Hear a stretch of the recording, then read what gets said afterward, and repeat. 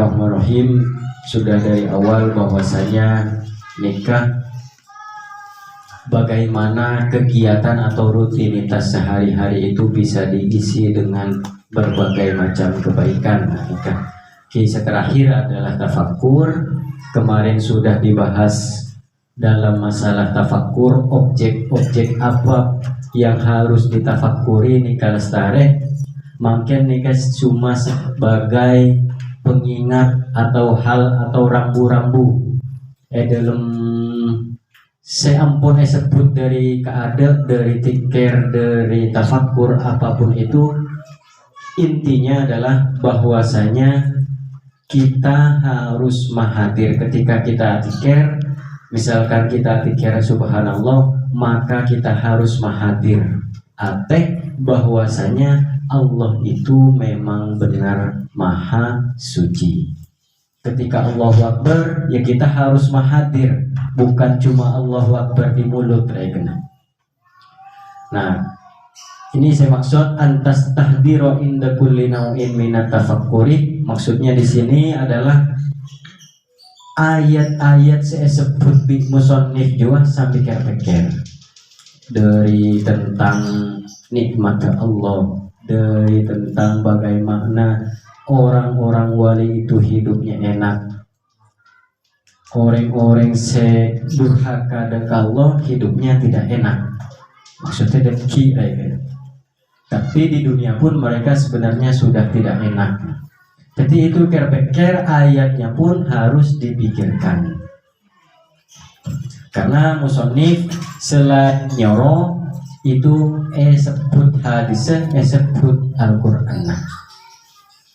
Nah, takwa sampai pasira sampian wa iyyaka, takutlah untuk memikirkan ke Allah dan sifat-sifatnya Allah. Kan di musonif pakon untuk mikir, untuk tafakur. Tapi jangan sampai kita memikirkan ke Allah dan sifat-sifat Allah dari segi esensinya. Hal paling pokok dari Allah jangan pikir. Ke Allah jangan dipikirkan. Bagaimananya gak usah dipikirin. Karena yang paling banyak terjadi ketika seseorang mikir tentang Allah, sifat Allah, mau dimasuk ke akal, dilogiskan, itu rata-rata mereka akan jatuh pada taktil nikah, nihil, menihil dekat sederhana. Maka terkadang orang mikir ini mikir tentang kedatangan Allah, Arya bisa jatuh pada ateis, pas tak percaya sama sekali. Itu yang paling bahaya. Muntak teti ini bisa dikatakan muncak orang setia nihilisme, bahwasanya orang odi etunya tak ada nilainya sama sekali. Kakek ala kau bagus, ala kau coba, itu tidak ada nilainya, tak kira kejar. Ini pemikiran orang taktil, orang nihilisme, tidak ada. Jadi berbuatlah sesukanya. Itu namanya nihilisme. Karena pangeran Allah ada, maka kita bebas untuk melakukan apapun. Nikah pemikiran orang taktil nikah. Makanya jangan sampai mikir ketika Allah Ta'ala untuk ekologis dan remacarana, jangan. Karena kebanyakan tadi akan jatuh pada taktil. Mau tak jatuh pada taktil, itu akan terjerat tasbih. Tasbih itu adalah nyeropaaki pangeran di makhluk. Itu tasbihnya. Jadi Allah ada di makhluk. Nah, karena Allah itu laisa kamislihi syai'un. Allah tidak sama dengan sesuatu. Pokoknya intinya apa? Setiap apa yang kita pikirkan, takut terbersit apapun di otak tentang Allah, berarti Allah bukan itu. Gampang ada ya. Apapun yang terbersit pikiran tentang Allah, Allah bukan itu. Gampang ada ya, intinya kan? Karena apa? Laisa kamislihi syai'un. Oh, Allah itu benda apa. Nah itu tidak mungkin, karena kalau benda itu tersusun, barang dia tersusun dari kecil, pas buka hari pakun benda. Nah Allah tidak mungkin seperti itu. Intinya inti itu Allah, tapi ceker peker dalam. Dan hadisnya bedah tafakkaru fi ayatillah kermeker tibin dalam tanda kuasa, tanda kekuasaan Allah itu. Jadi banyak untuk kermeker kita bisa berjalan di bumi saja itu sudah luar biasa. Tanda kekuasaannya saja itu sudah luar biasa. Bentrokan dan apa tak bisa mereka. Bode video, bode komputer sampai berapa giga itu masuk ke memori sekecil itu. Cak akal, mak bisa beda di mana kan? Hal-hal yang seperti itu misalkan kita kermeker dari segi teknologi nggak gitu. Meker dari penciptaan Allah langsung, meker mano, meker nakana baji. Seorang anak lahir bisa langsung nyusup. Mau peker dia itu siapa yang nyuruh dia nyusu ke ibunya pas bisa dari sampah. Kan itu mau peker akal tak dapat. Arapah maapoy bisa panas. Siapa sih nyuruh panas? Jadi untuk memikirkan hal yang seperti itu pun kita terkadang lemah. Paham dan kekuasaan Allah. Ketik jangan sampai memikirkan dan Allah, tapi kekuasaannya saja. Nah kemudian yang disebut dari awal itu adalah intinya kita kalau bisa mengamalkan kelakuan dohir kan seperti apa aja, ngaji, baca Al-Quran, ngaji, ilmu baik itu ilmu fikih, ilmu hadis, apapun itu kan amal dohir. Tapi tetap usaha aki nampung mahadir Allah dalam hal apapun itu. Nah kalau sudah bisa mahadir, bisa alakuh amalan dohir, bisa mahadir dan keatenah, maka menurut musannif fa'in waldab ta'ala dada gosyiat ka'anwarul turbi, maka kamu akan diliputi cahaya kesemaan di Allah. Kemudian akan melimpah ilmu-ilmu makrifatnya, ilmu pengenalan terhadap Allah ini akan melimpah. Mun bisa ngamalaki amalan dohirah, ben bisa mahadir dan keateh. Nah kemudian pada saat itu pun hatimu akan menghadap dan ke Allah dengan keseluruhannya. Bencedik kehadiran tadi, kehadiran ateh dan ke Allah gelap akan menjadi sebuah karakter. Tadi cekak kan dan ke ateh bentet di akhlak se kokoh yang untuk sampian ketika hadir di manusia mahadir makhluk itu sangat susah. Ada mula ini kita bicara tingkatan para wali gitu. Untuk mahadir dan ke makhluk ada yang melarang. Kalau orang sudah gelap, hatinya sudah mantang ada Allah. Jadi fatasiru tatakallaful hudurah ma'al khalqi indal hajati ilaihi. Jadi ketika sampean foto ke makhluk atau along-polong di makhluk, ketika sampean hatinya sudah menjadi karakteristik apa di Allah, Arya terkadang se mahadir ada ke makhluk ya, Arya nampu paksa ya maksudnya. Makanya orang-orang seperti wali-wali yang majeduk itu rata-rata sudah tidak memikirkan di sekelilingnya nikah. Wa an hadhil halah tansya'ul waibah wal istighraq wal fana.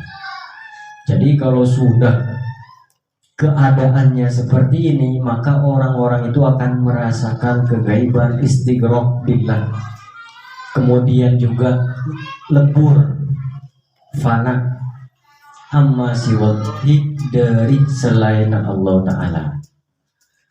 Jadi apapun itu deki makom para buatna Allah akan muncul kepada dia. Tapi jangan dijadikan tujuan ini, jangan dijadikan tujuan bahwasanya engkau terofana ya Allah, bukan, jangan ya. Karena yang dituju itu Allahnya, benih keadaannya. Jadi kita terus karena ini bedet, jangan sampai karena pas kita takutnya bedet klaim jongkok lama jetup Gus Samsudin jatuh bahaya.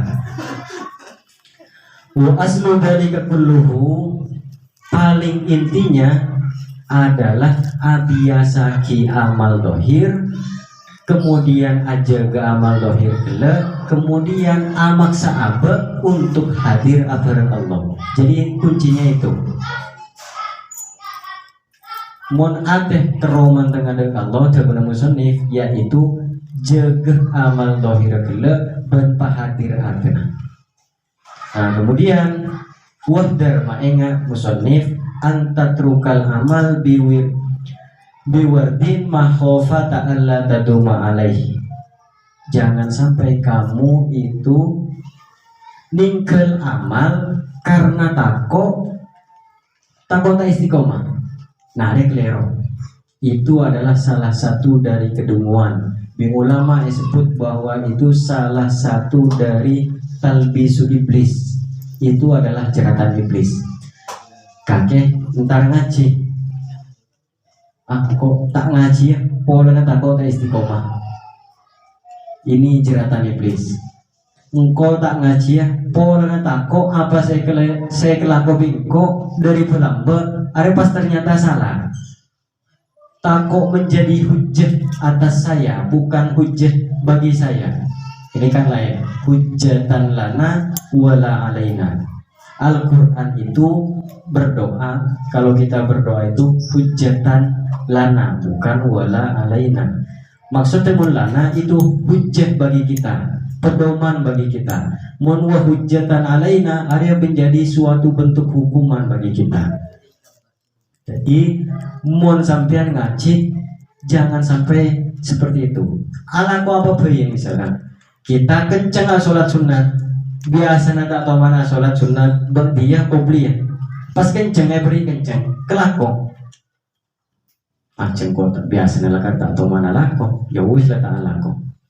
Karena ketakutannya apa? Allah taduma alaih, karena takut tak istiqomah. Nah fa inna dzalika minal hamaqah, itu adalah salah satu dari kedunguan, dari kebodohan. Itu talbisu iblis, ada jeratan iblis. Itu tidak ada cara nah manusianya tak laku sama sekali. Jadi menurut kaidah sesuatu yang tidak bisa dicapai seluruhnya jangan ditinggalkan semuanya. Mun tak bisa beri 10.500 deh. Sesuatu yang tidak bisa dicapai seluruhnya jangan ditinggal semuanya. Mun bisa ngaji setia ngaji meskipun tak istiqomah. Ya mun bisa apa istiqomah. Sampean apa jeng sunat beri kenceng ya Allah, itu adalah anugerah mereka. Meskipun sekalian.